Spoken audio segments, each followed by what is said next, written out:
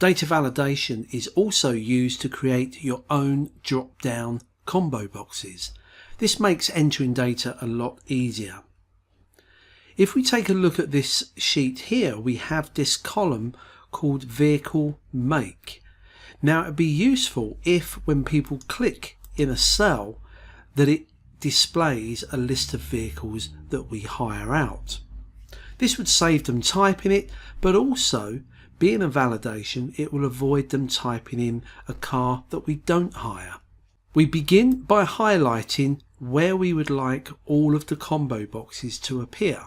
We then ensure that we're on the data ribbon and we click on the data validation button. In the first settings, we choose allow, and from this combo box we choose the option called list. We then type in the source the items we want to appear in the combo box.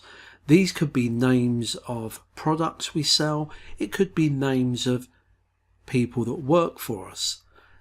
In our case, we want to put the names and makes of the vehicles that we hire out. Now when you type these in, for example Ford, you separate each entry with a comma. You don't require a space, just a comma. We could put BMW, comma, Audi, comma,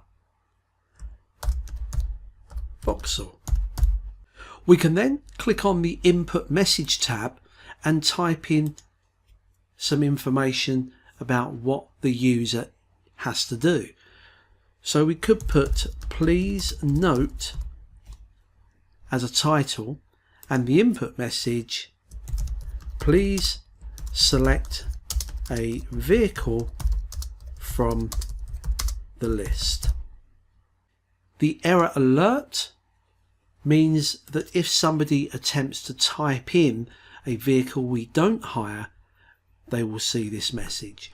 So in the title we could put try again, and in the error message we could say we do not hire that type of vehicle.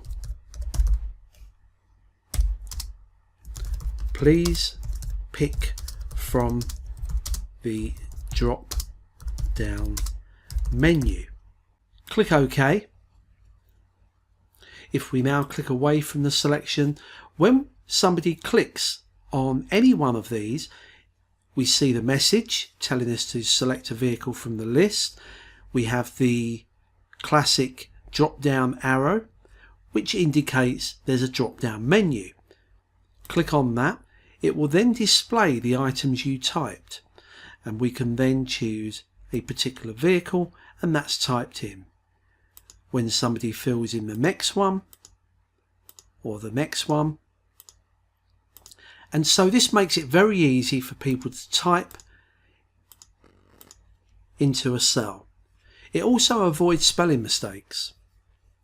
If somebody did attempt to type in a vehicle we don't hire, so for example a VW, when we enter that, we get the message box appear telling us we can't have that vehicle. And that's a combo box created using data validation.